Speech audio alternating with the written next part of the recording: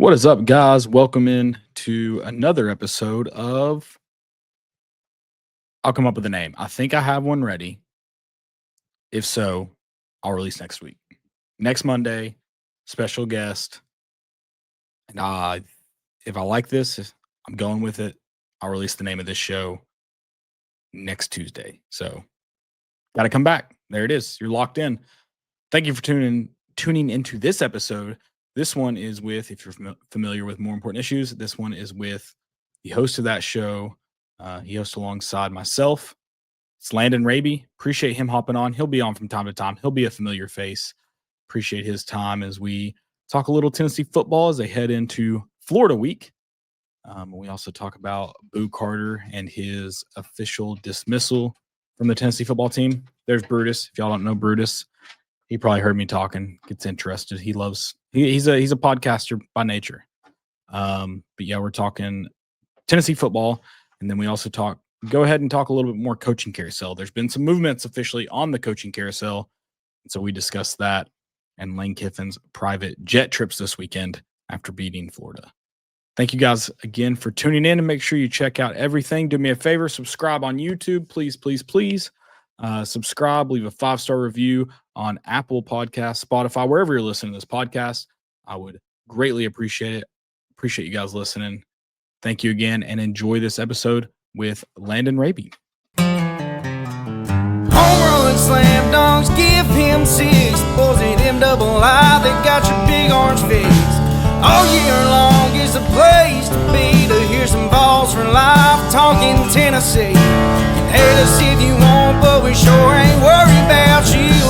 We got more important issues.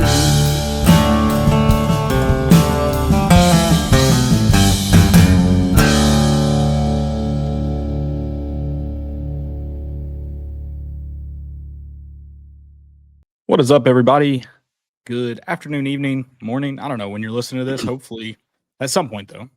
It's Tuesday, more than likely, wherever you are. Tennessee preps for Florida, and the coaching carousel officially begins. We'll probably talk a little basketball too, with the Vols taking on Rice tonight. That victory, we hope, and the Vol Twitter takeover will firmly be in hand by the time this comes out. But we'll discuss it all. We'll start out with Tennessee with my guest, but also my host. It's Landon of More Important Issues. He's not a regular on the show, but also probably will be a regular on the show. He has agreed to join me every once in a while. So, Landon, we appreciate you hopping on this time for your first appearance on Fill in the Blank with Caleb Mitchell. I love that. Yeah, I got a little pregame jitters before this. I'm a little fired up, even though it's kind of the same thing, but it's not. So, looking forward to it. You don't know. I mean, I've been working on my curveball too, so it's okay. You don't know when it's going to come. Yeah, but it's okay. coming. It'll be there. Always ready for a curveball. Do what? Always got to be ready for a curveball. Yeah. As long as there's no one on second still in signs, or I mean, I don't know if you might have Ross Kivett doing it from first. Oh yeah, I mean, somebody's getting sent when they're. I know how you operate. Yeah. All right, Tennessee. We've had several days to soak in. Maybe is the right word. That underwhelming win. Like, let's be honest about it. It's underwhelming. Sure. Against New Mexico State. I believe you asked me the question, feel better or worse going into Florida.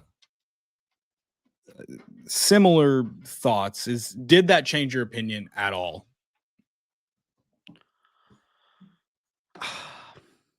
I don't really think so, just because we've just seen this over and over and over again.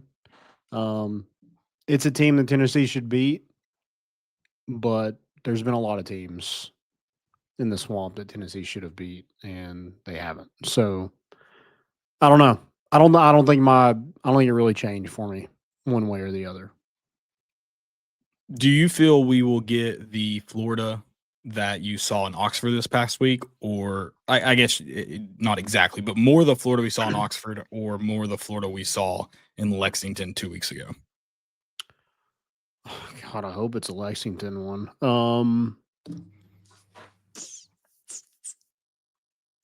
I guess a little something in between, probably. Yeah, I think so. I lean more Lexington because, and I certainly wouldn't if they found a way to win. I wouldn't lean that way. Yeah, I mean they're I all on Kiffin, so Yeah, apparently he's tour. What is it? We'll get into that, but I want to know what a tour of Gainesville and Baton Rouge look like. Where are they taking him? see Mike the Tiger and Okay, that's kind of sick. You think he gets into the cage? Fred's and Fred's at LSU. Do you think Fred's is as popping on a Sunday night as it is Friday and Saturday night? I think it's the same every single day. I hope so. For those people about those good people of Baton Rouge, I hope so. Yeah, I hope they get that. I mean, what else do you have to do? That's a good point. It's that or monster river monster hunting, fishing. Yeah, Those are your only options. That's Mhm. kind of the same in Gainesville too, I guess. Yeah, pretty much. You're either in the swamp catching then the gators swamp. or shooting stuff, or you're at Fred's. They are two remarkably similar places now that I really think about it. They do have quite of a stench to both of them too. Which I'll say this: Cool Springs. There's no Cool Springs. near High Baton Rouge. Springs. High Springs. Dang it! I felt so confident in that one. There's no High. I don't Springs think near you've Baton ever Rouge. gotten it. Not on the first try. Not on the first try. Yeah, this is a weird game. I mean, I thought surely there's no way they bounce back after that pummeling. Sure, there's a better word, but pummeling in Lexington. Sure enough, they put up a fight against a really quality Ole Miss team. I mean, a playoff contender by every metric. A team that's found ways to win for the most part. They have one loss to Georgia, who is another team who's found ways to win. I do lean more towards a Lexington performance, but this feels like a team that they've literally had everything go against them this year. I mean, they're not good. They had a coach fired, but they have unfortunately week to with a few exceptions, week to week fought. I mean, they were in that Georgia game late, and I don't know. I don't see. They've got to be thinking of a win here, right? Sure. I just have a question about like how much do they have left in the tank? Because like you mentioned, they've had like two like decent showings against Georgia and Ole Miss. They both ended up in losses at the end of the day. Like how much more do they have to like just keep putting into a game for it to only come out as being a loss? Sure. And I don't know what the Kentucky game was. I have no clue what that was. Is Kentucky good? Is Kentucky going to beat Vanderbilt this week? I would love that. And then even if we beat Florida, like it still doesn't mean it'll mean, I guess, something, but not really kind of what we want it to mean. Well, I think that too. I think if I'm Tennessee, like remove all of you don't have the playoff talk around you. Remove all of that. Just go win a game in the swamp that's winnable. You haven't won there in 20 years, 22 years. Mm-hmm. It's a winnable game. Just go do it. I kind of think if I had to spin zone this, and I will for the sake of this show, this is a great situation for Tennessee. There's zero pressure. Yeah. Just go win it. Yeah, just beat a team that you should beat on paper and on the It field. doesn't matter after that. I guess that's really should be the mentality of the last two games. You may, depending on what Kentucky does, you may or may not get to play spoiler to Vanderbilt, but there's no pressure on you. Yeah, what do you really have left to play for? Yeah, the pressure on Tennessee is, and I say this when I say this, I'm talking about the fans as one here with the team. The only pressure on Tennessee these next 2 weeks is self-pressure, expectations. There's no playoff pressure. Bowl games are fun, I guess, to go to, but they're virtually meaningless now, other than just a chance to spend. It's guys being it probably is the ultimate guys being dudes now. Like we're just going and playing football for fun at this point. Yeah. But yeah, just go. I'm not convinced you're gonna get. It'd be interesting to see where Florida ranks in the SEC against Ole Miss, against Georgia. They obviously beat a good Texas team. Texas isn't great, but they're good. They're quality. Whereas over the course of the season, they rank 8th, 9th, and farther back in every statistical category. Whereas Tennessee struggles defensively, but offensively, they're up towards the top in every statistical category. We do get a lot of points scored on us. But that's a great question too. Which DJ Lagway are you going to see? Yeah, I don't know. I mean, he's one of the players that I'm like, hey, if we like get into the portal, I wouldn't mind seeing him go after that. And then you watch the games like Kentucky, and you're like, I don't want that anywhere near our campus. So yeah, I just think as inconsistent as Florida is, it's kind of the same thing with DJ Lagway. I mean, you see the talent there, but I mean, man, does he like to throw an interception? Oh, he loves it. Yeah, but he throws a fun deep ball, man. Yeah. If you like Joe Milton, you're gonna love DJ Lagway because he's probably a better thrower of the football. Yeah, but he has a lot of those Joe tendencies. I think he has a big arm, but I don't know if we see him overthrow. I don't watch enough Florida to confidently say this, but he doesn't know, or he's more likely to underthrow into an interception than overthrow. Oh, it's going to land in somebody's hands. Yeah. Not sure on what uniform they're wearing, but it's going to land in somebody's hands. And I think that's why I hesitate to say it, but I think I like a chance for our defense to come out kind of like the Oklahoma game where they did plenty enough to win. Kind of like the Alabama game. It's like, yeah, they were in a position to win it. Like, I feel like you're going to get turnovers in this game that impact the game in a great way. Can you play complimentary football one time? Can you score more than 3 points off a turnover? Yeah, I don't see Florida going into this game thinking like, oh, we can just check it down for 4 or 5 yards and be okay and live with that. I feel like it's a team that's desperate, so they want to make desperate plays. Like they want to throw it up, like you mentioned the deep ball. They want to do that. And so that I feel like if you're comfortable just checking it down on Tennessee, like you could end up winning a football game, kind of like Oklahoma did a couple weeks ago. Yeah. Play good defense, check it down, get scores when you can, get after Joey Aguilar. I think Florida's like, we got none to lose too, so let's just let it rip. They definitely have nothing to lose. And then to kind of talking about the Oklahoma, how they were able to be a little bit more conservative and pounce on chances. Unless we have a Joey Aguilar blow up game, I don't foresee their defense being able to create a ton of chances for him. Yeah. Which, some could argue Joey had that in the Oklahoma game, but some of those errors were also forced. Yeah, I want them to beat Florida so bad on Saturday that Lane Kiffin's like, you know what? There is not enough talent anywhere near this program that I want to take this job. I want to get into I think that's my most interesting topic of today because of the Lane Kiffin talk, rumors, maybe confirmed. I don't know. You also have James Franklin being the first coach. I guess he was the first major coach fired and then also the first major coach hired. Congratulations, James Franklin. Yeah. Want to get into all that. Last question on if Tennessee I feel like the rhetoric around Heupel's been fair and fine for the most part. I mean, you can obviously pick outliers, but it's been fair and fine. No reasonable person is calling for Heupel's job currently. Sure. If they go and lose this game, what will that rhetoric get a little bit darker? I mean, it kind of has to. And I don't know if that's fair,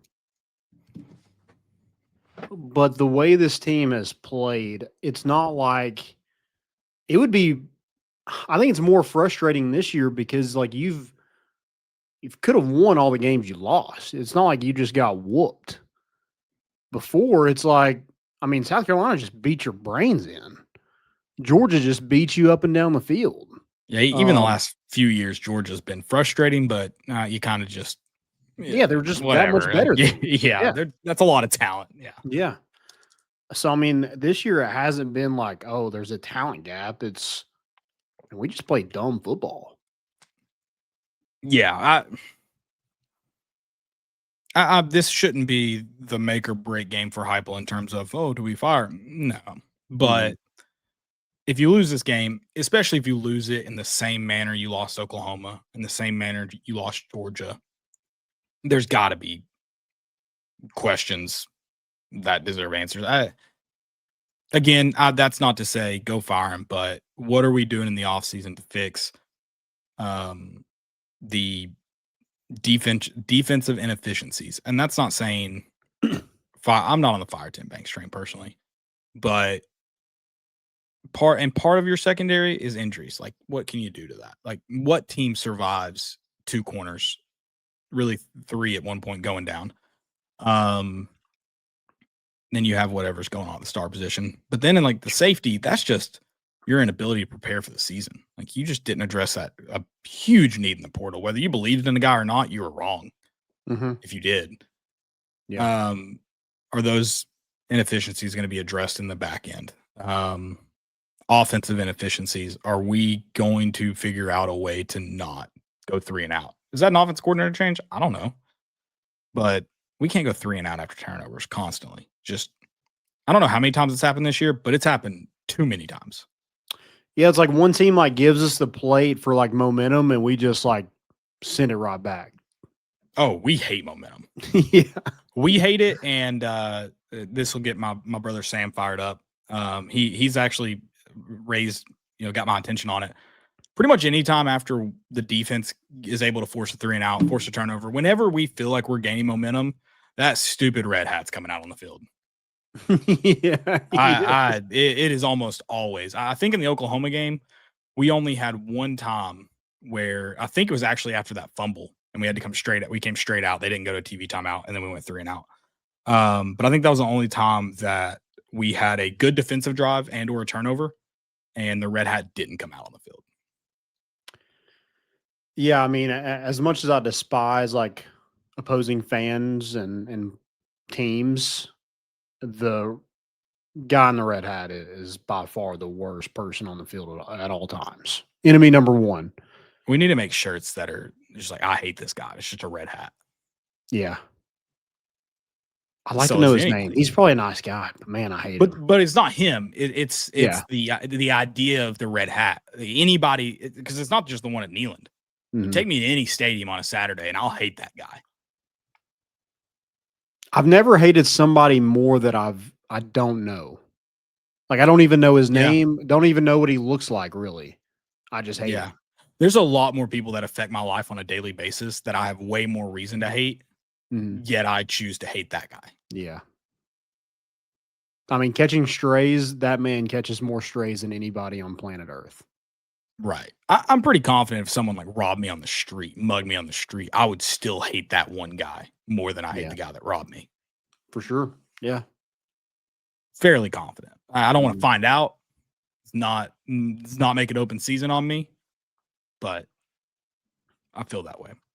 Yeah, I think if Danny White wants to, continue to raise ticket prices, and I know we like to bring this up for every show, so why not this one? I think if we got rid of some TV timeouts and the red hat guy, I think that would be. I would way rather do that than a 10% talent fee. I'd pay a lot of money to just take our sports off TV if that's what we have to do. I'd prefer them be on TV because that's awesome, but add more seats. We have to do. That 26,000 people that are on that interest list, let's put them in the stadium and no more TV. That was my next thing to continue to derail whatever we were about to do. I think we're talking about Josh Heupel being fired, and now we're here. And now we're adding on to the stadium.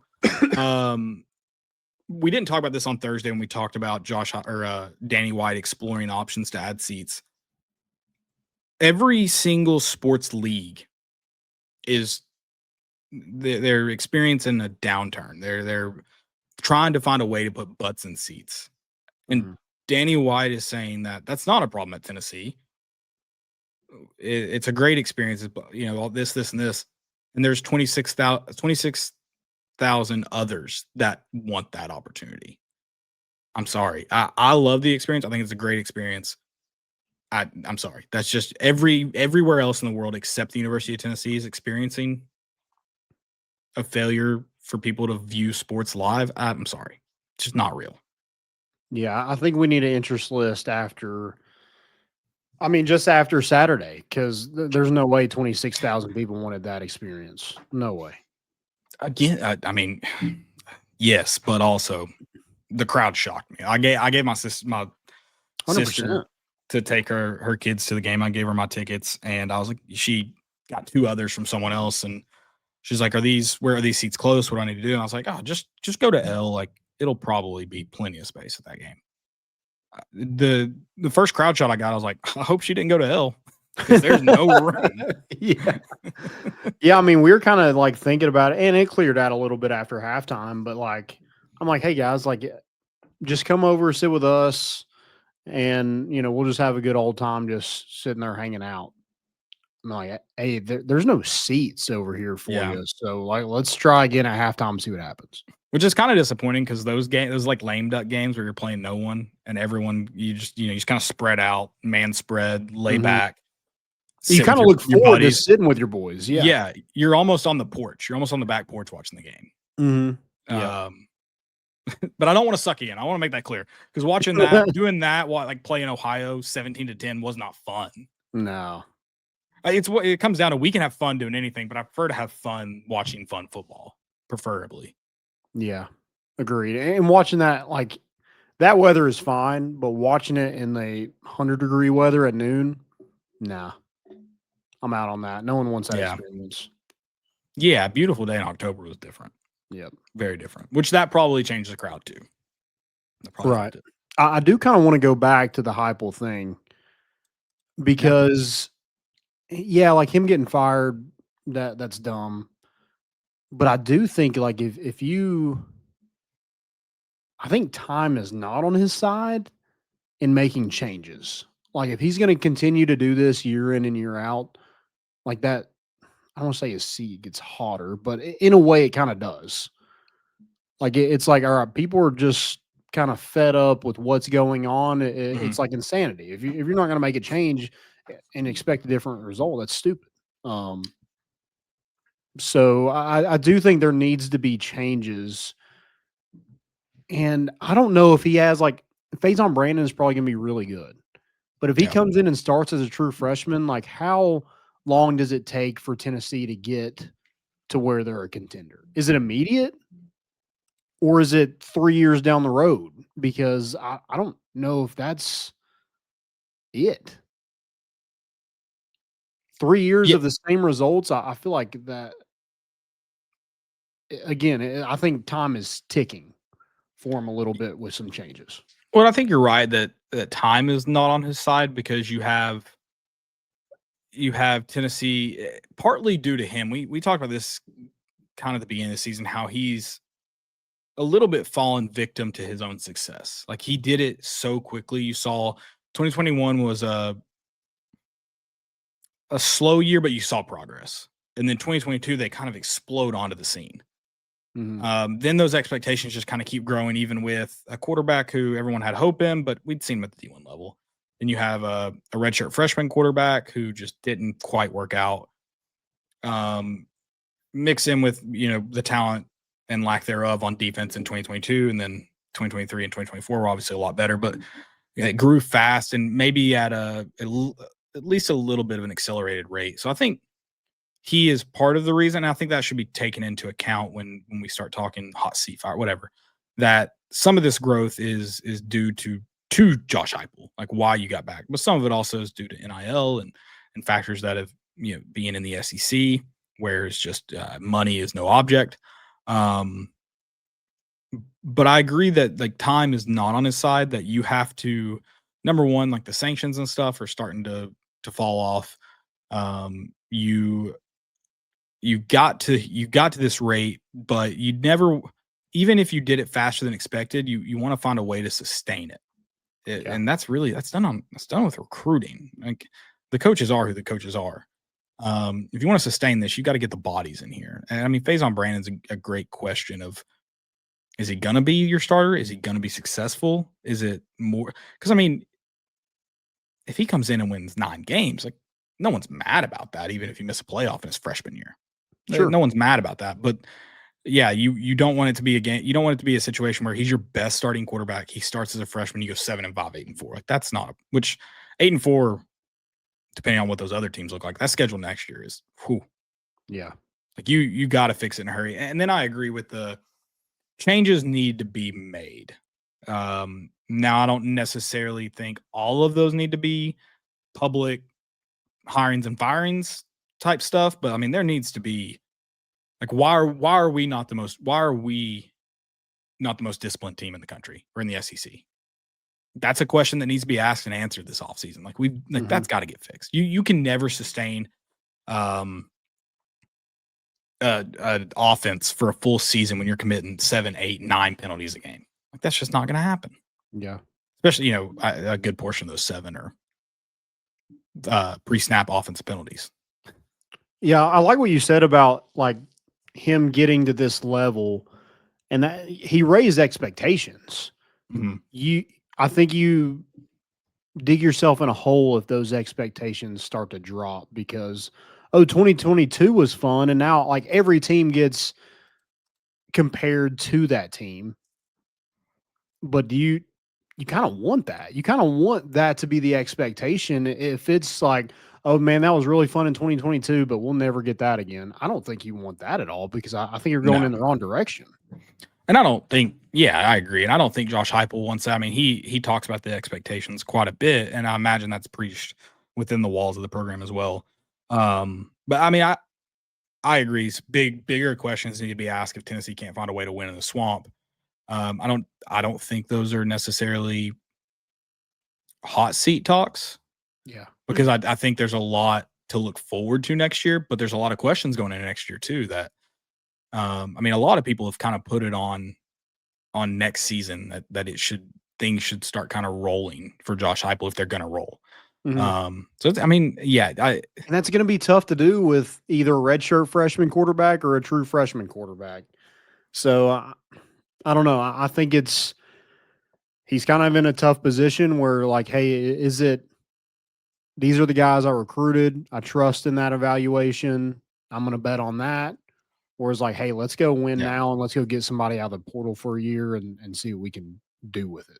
Somebody not like Joey Aguilar's been good. But I'm talking like best of the best in the portal, like a Mendoza or a John Mateer. Like if you're going in the portal and getting a quarterback, that's who you target, not somebody to sit behind these other two, in my opinion.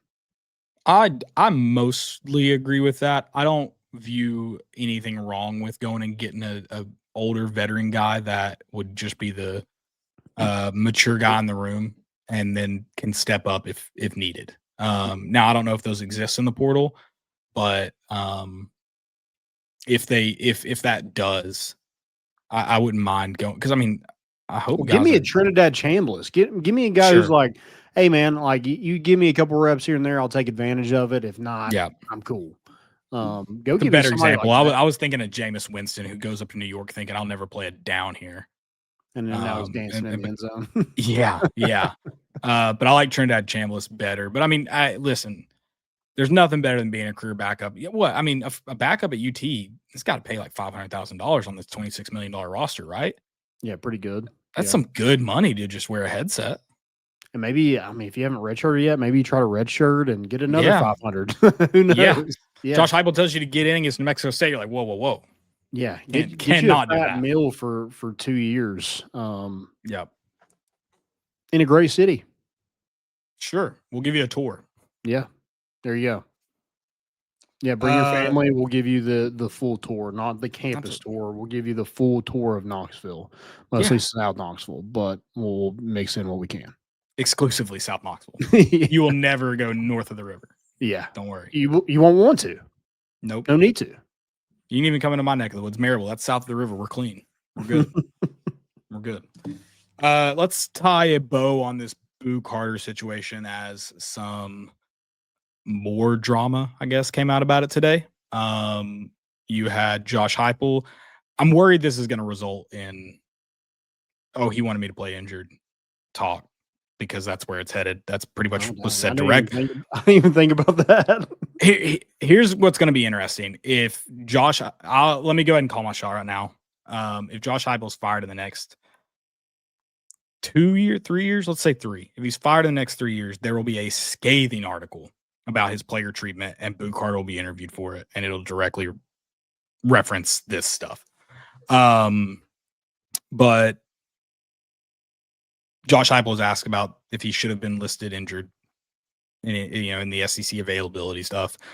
Josh Heupel, some people may say he answered it indirectly. I think he answered it very directly, just not specifically calling Boo Carter out. But he said that according to our trainers, no, he should not have been. Boo Carter and his mother have released documentation stating he was injured, which I don't know what any of that documentation means. But then he said with, oh gosh, who was it that he commented back to? Wait, what? Boo Carter commented today on it. Oh, I guess did I he? should have had this ready for you. Yeah. Oh. He was, but anyways, he came back and he says he doesn't understand where all this noise is coming from. He's confused. Josh Heupel I guess he didn't say Heupel necessarily, but said that they wanted him to play hurt. He said, I've been doing everything I could, told him I was hurt. He wanted me to play hurt throughout the whole season. I don't know how he's putting it is making it sound like the stuff that happened in fall camp still has an impact. So that is Boo Carter's side of the story. God. Of course, it can't just be over, right? Like, you're no longer on the team. I mean, he was dismissed. Like, you don't just leave if you're hurt. Well, and what he is saying, yes, I guess that he was dismissed was the original story. Now it is he is John. He commented in an article to John Bryce. Can't talk football scoop. Now the story is he essentially was hurt and just stepped away from the team, entered the transfer portal. That's it. Interesting. It's I think it's going to be, I mean, I will say this, kind of dumb on his part to step away from the team, because you already did it in the summer. Like, so now you've done it twice. I mean, who are people going to really believe if, oh, they wanted me to play hurt, so blah, blah, blah. You left, okay? And it didn't work. Yeah, I will say he did actually, farther in this article, say he was dismissed. Okay. I'll read the full quote from Football Scoop here, John Bryce. I told them throughout the week that my hip flexor was still messed up. Friday, they told me to just go home, and that was that. I had a meeting before we had film, before we leave for the hotel. Me and Heupel had a meeting and then met with Coach Banks and Coach Nez and Coach Hype, and they told me that from that point on, all they said was go home and we'll reach out to you. I heard from them Sunday. Basically, they said we are done, and if you have any questions, you can talk to the administrator. Basically, they dismissed me from the team, kicked me off the team, basically.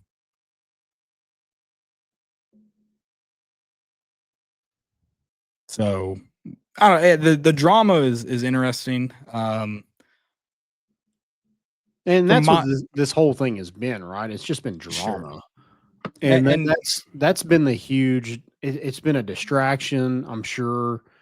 I mean, if it was truly like what I've heard is like teammates didn't respect him and didn't want him back on the team. And it was kind of like Josh Heupel kind of going out on a limb and, trying to like give him a second chance, and everybody else was out. So it's kind of telling me like Josh Heupel like did everything he could to make sure Boo Carter was successful at Tennessee. Boo Carter just wasn't successful at Tennessee because of Boo Carter. Yeah, and I think a lot of this stems back to this offseason. we'll see if anything else comes out about it. I have a hard time believing that they tried to force him to play hurt. They've had a lot of injured guys that they've sat, until they were ready to play. The only person I think, the exception to that, I think would be Cedric Tillman. And I think that's a situation where he wanted to play. I think they shouldn't have played him, and he wanted to play. Mm-hmm. Outside of that, I mean, there's a lot of guys that you're like, what's going on with them? I mean, David Sanders this year. You have Jamal McCoy, who by all accounts wants to play, and they're not playing him. He's not. They don't believe he's ready. Yeah. And so I don't necessarily. I mean, but I can see a situation where, from my understanding right now, with all the reports, that Tennessee's athletic trainers and team doctors are saying he's fine. Like he's, maybe he's their soreness, whatever. Like he's fine. And this is all speculation on my part, reading between the lines. And then the coaches talk to him, and he's saying, I don't feel like it still hurts. It doesn't feel like I can do this, this, and this. And then reading Boo Carter's own comments, it sounds like Thursday, doctors are saying he's okay. He's saying he's not. And they're just like, all right, well, then hang it up. What are we doing here? Yeah. And if that was someone who didn't have the offseason drama Boo Carter had, it would be a lot more alarming to me. But with the offseason drama combined with, again, reading between the lines, it feels like, okay, I think they were just fed up with a lot of what was going on, not on the field. Yeah. And I'm not saying he's not banged up. If you play in the SEC, by week 12, you're banged up. You're injured. It's part of it.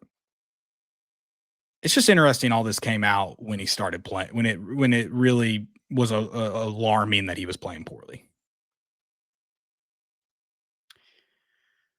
Yeah, and Tennessee's no longer in contention for a playoff.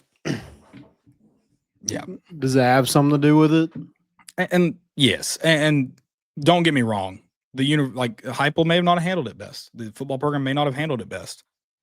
But Boo Carter's also trying to save face, because if all this is true in terms of what Boo has done, he wouldn't want that to get out, because that's going to affect his next payday at whatever school he goes to.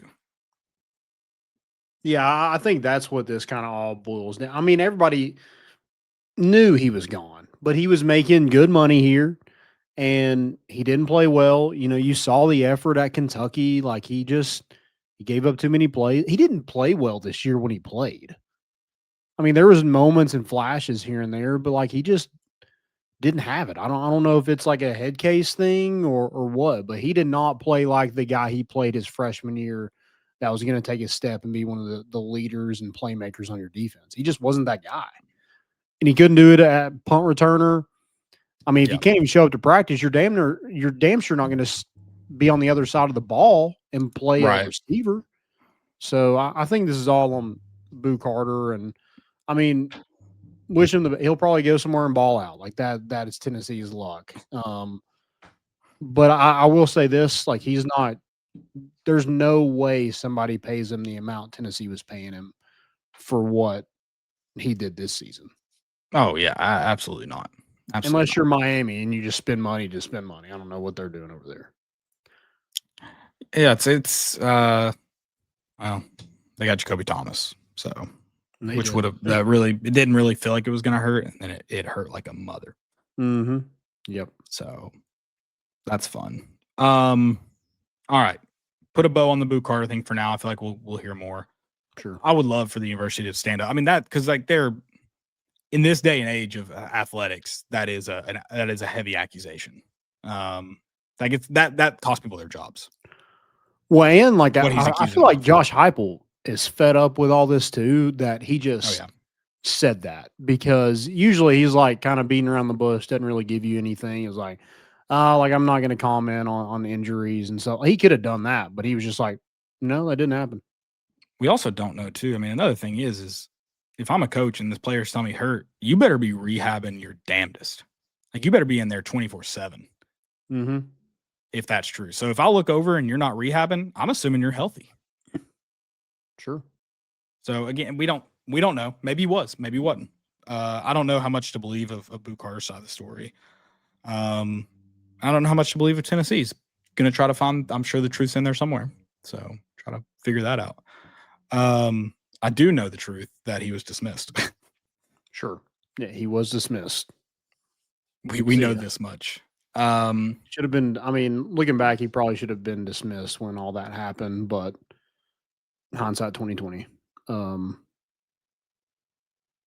You didn't know kind of what was going to happen, but I'm glad the distractions go. I'm tired of talking about it. I'm not saying it about this show, but like just in general, I'm tired of hearing about Boo Carter because he hasn't been a factor for Tennessee this season. Yeah, it maybe sounds like he was dismissed, but maybe also chose to be dismissed a little bit, like another story we may talk about soon on the show. Depending on how you view the term dismissed. Yeah, we'll see. But speaking of the dismissed parties, the coaching carousel has reached the other end finally. A lot of schools moved a lot sooner than I thought they would. Thought you really should, I guess. I mean, it's just what's the point? But at the same time, if it's bad, it's bad. A lot of college football coaches fired early this football season. You finally have your first filled vacancy. Virginia Tech hires James Franklin, which I think is a great landing spot for him. I mean, if you're Virginia Tech, you have to be thrilled. I think you should love this hire. And it's kind of drama free. Like you just landed at Virginia Tech. It's not like the Lane Kiffin stuff and you're having to fight the governor of Louisiana and whatever Florida's got going on. I mean, it was just, and maybe we just didn't hear about it because all the Kiffin stuff is out there, but right. It just felt like a drama free hire and they landed a good football coach. Yeah. And a guy who wasn't, he didn't reach like the pinnacle of successes at Penn State, but by all accounts was successful. And I think he'll see similar successes in the ACC at Virginia Tech, not immediately, but I think he'll have that program in a good spot before it's all said and done. Yeah, I think. I mean, they're not like the ACC is kind of wide open now that Clemson is taking a fall. It's like, hey, like look at Virginia and Georgia Tech right now. I mean, Virginia Tech could easily be up there in no time. Miami's always going to out talent you, but I just don't believe in Mario Cristobal enough that I think they're going to be a powerhouse under him. Well, they overspend and they have nothing else to. I mean, they had $4 million for Carson Beck for 1 year for them to go 10-2 again. Yikes. Yeah.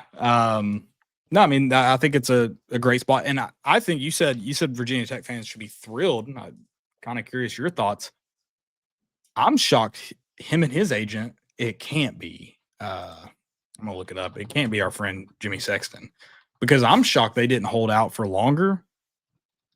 I think his name would have certainly been in the hat for some of these SEC jobs. Once Kiffin gets settled in, once you see where they're going, it is Jimmy Sexton. Never would have thought. Maybe. Well, he got that fat buyout for Penn State. I guess. He was like, just do whatever you want this round. We'll get him on the next one, bud. Yeah. I'm settled in for a while. But I mean, I think once Kiffin settles where he's going, whether it be staying at Ole Miss, Florida, LSU, maybe he shocks the world and goes to UCLA, Cali guy. Don't forget that. That's not been thrown out enough. This is a California kid. We hear about his ties to Florida. This is an LA guy at heart. Even Arkansas, like there's some jobs that probably pay better and look better on, I don't know, Arkansas and Virginia Tech are probably similar with Virginia Tech having a better conference to win in, but it shocks me that he made the move so early. I thought he would have been a name at least in these conversations. I can't believe Auburn didn't try because Auburn loves to get guys who just are okay. I mean, Brian Harsin, Hugh Freeze, Gus. Gus did win a Stephen national Pearl. Stephen Pearl, that's a good one. Yeah, I just don't. I don't know why they didn't try. And maybe, I mean, again, good with Virginia Tech for just being like, that's our guy. Let's go get him and let's lock this down before, dominoes and stuff start falling. Yeah, I think Virginia Tech definitely comes out ahead of probably James Franklin as well, but I think ahead of a lot of people. I think Auburn, Arkansas, probably even like UCLA, even though I think they're at the bottom tier anyways.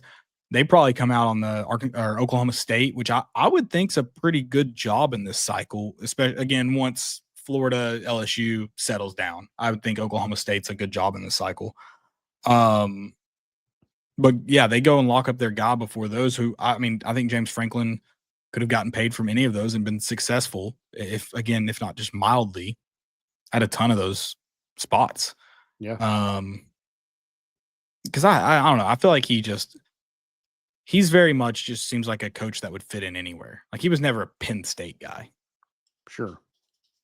He's more like a Key and Peele kind of guy. Yeah. Which is, is it Keegan-Michael Key's just a big Penn State fan? Oh, is he? Doesn't he? Or is he a James Franklin fan? I don't know. I mean, he's basically a clone. They look just alike. Maybe that's what it is. I know, no, because he went on College Game Day, didn't he? As a Penn State fan, I didn't know if that was just his bit for James Franklin or if he went to Penn State. Oh, okay. Yeah, okay. Settles Wow. that. Okay. Interesting. I mean, maybe they can just do the clone of James Franklin and have him coach a few games. Yeah, they don't have to pay him as much. That's your interim right there. It's gonna be interesting who they go after. It seems like they've done a classic Tennessee where they just shore up some coaches' contracts. Yeah, they got Matt Rule. We love doing that. A fat extension for no reason. Signetti got one. Yep. The big one though, the one that will inevitably kick some big dominoes. Lane Kiffin, who as of Monday night gets the dumbest thing possible Ole Miss could do. Gives him an ultimatum. You tell us before the Egg Bowl what you're doing. My thought is, Landon, he ain't coming back now. You put an ultimatum on him. I don't know a situation where you give someone an ultimatum and they do what you want them to do. Yeah. You ever seen the show, The Ultimatum? I haven't. They never work out because of exactly what you just said. It just if you give someone an ultimatum when you want them to leave. Yeah. When you're fed up with it or not the other way around. Yeah, agreed. So I don't see a world. Maybe he shocks me, maybe he shocks the world at this point. I don't see Lane Kiffin returning to Oxford. It's insane, man. They're 10-1. But that's a great point too, Landon. Because what's my question about the ultimatum? On what you're doing. My question about the ultimatum too, because he has Jimmy Sexton telling him where to go and what to do. That's true. What does Ole Miss do if the day of the Egg Bowl he says I'm not coming back? Because in my world, if you give him that ultimatum, that's a see you later, alligator. Wink, wink. He's going to Florida. Yeah. He doesn't. But you're going to probably, unless you miraculously lose to Mississippi State, and even if you do that, you're probably in the playoff. Mm-hmm. Sorry, you're definitely in the playoff if you beat them. It's crazy to me. I did not think Lane Kiffin could have a more crazy coaching change experience than he's had before. Yeah. Including what happened in Oakland and Al Davis. Then he goes to Tennessee. Then he's fired on the tarmac at USC. And yet, Landon, like I said, the LA boy, he's a Hollywood kid. He's always got to put on a show. He has this circus going on. It's not Barnum and Bailey. It's Barnum and Kiffin. The man loves drama. And what you just said about his kind of journey to get to this point, you can't be shocked about it. Just like we can't be shocked that Boo Carter ended up in the portal when he went to 3 high schools. It just feels kind of good watching this from afar because we lived it. And, we don't envy you, but now you kind of see what we went through. So, and we were in a lot worse spot than Ole Miss will be when Lane Kiffin leaves. Now, who they go hire, I think is big, but there is definitely some resources and I think willingness to be competitive in football with the administration and NIL and stuff like that. That's why I didn't think it was a laydown that he was going to leave, but after this, like you have to. Yeah. Yeah. This is all just, it's beyond chaotic. And that, what you said about Kiffin, he is who he is. It's a great point. And I like to think his online troll stuff is a persona. I think it is just him after seeing this unfold. Yeah. Because he even has the team meeting where he tells the team, like, hey, let that be that. We've got a playoff run to worry about. Mm-hmm. And then there's rumors, I guess it hadn't been confirmed, that he's been to Gainesville and Baton Rouge this weekend. So we're not just letting that be that. If I'm a player, I'm taking a recruiting visit this week just for shits and gigs. Yeah. Also, I don't understand but that's him. Like he loves this drama. I'm thinking like if I don't want this getting out, I'm like, hey, you're coming to me. Yeah, I'm not even telling you because I know those things. If you're coming to me, you're renting a car under your wife's name and driving to me. Sure. Not even your wife. They figured out your wife's tea time. Yeah, you're renting it under the pseudonym that you hold. You fake passport and you're driving to me, or we're doing it over Zoom and it's encrypted and no one else is in the meeting.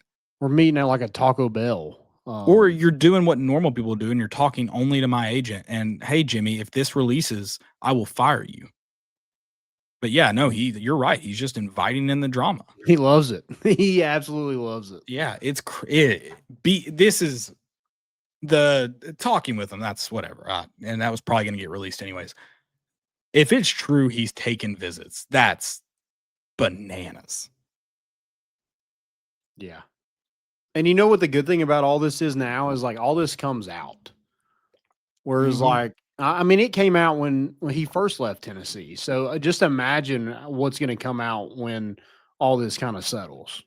I can't wait for it. Well, and you mentioned how Ole Miss is, and I still think with what I'm about to say, Ole Miss is in a better spot than Tennessee was when he left, but he's going to get the Ed Orgeron don't go to class stuff happening because the environment Lane Kiffin at Ole Miss, at the request of Ole Miss, has created is a mercenary type environment. A lot of players on that Ole Miss team are playing wherever Kiffin's coaching next year, whether that's Ole Miss or Florida or LSU.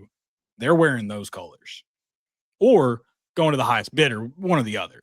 Those recruits are gone. Maybe that's Ole Miss, but probably not. Yeah, because he's not just recruiting the state of Mississippi. I mean, most of that roster is from portal heavy. Yeah, most of the roster is from the portal. So, yeah, it's not like anything he's like built around Ole Miss. And that's why Ole Miss has been competitive because they're not just recruiting Ole Miss like they had in the past. They're recruiting, they've done a good job in Memphis and Tennessee, and then they've hit the portal and gotten a good quarterback year in and year out. That's what's made them competitive. Yep. So it's gonna be interesting. Tomorrow's news, I have to imagine, both on what I was talking about. I think more boot card stuff will probably inevitably drop. Sure. More coaching search stuff will probably drop. Tomorrow's, you're listening to this today. I think the new news headlines could be pretty crazy. So buckle in because can't wait.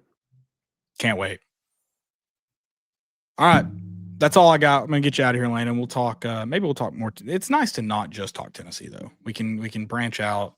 We can do other stuff on this Monday show. So maybe next time we'll do it. We'll depend on the headlines if it's good news or not. Absolutely. Well, thanks for having me, man. I Landon, was anytime. was It's honored. your show still, just as much as it's mine. So No, next time we'll I'm do. honored. We just need next the time we'll- next time we'll have a name. Next time I come on, we'll have a name officially. Yeah, we will. And maybe we'll trade places every once in a while. Okay. It'll be your show, me as a guest. Okay. Guest on my. That's how I feel like a guest in my own home all the time. Oh yeah, 100%. Maybe we'll just have Joey on, just to invite him on, send him a link, and have him join it real quick, and we'll just kind of roast him or something. I couldn't do that to Joey. Talk about it. He gets it enough on Thursdays. I can't be do that on to the him. Stairmaster. Yeah, that was cruel. My man's trying to better himself and can't do that. Well, you can listen to us Thursday. We will be back at Fan Run Radio, so make sure you tune in there. Back Sunday after the Florida game, so make sure you tune in. We appreciate you guys. We will see you all next week.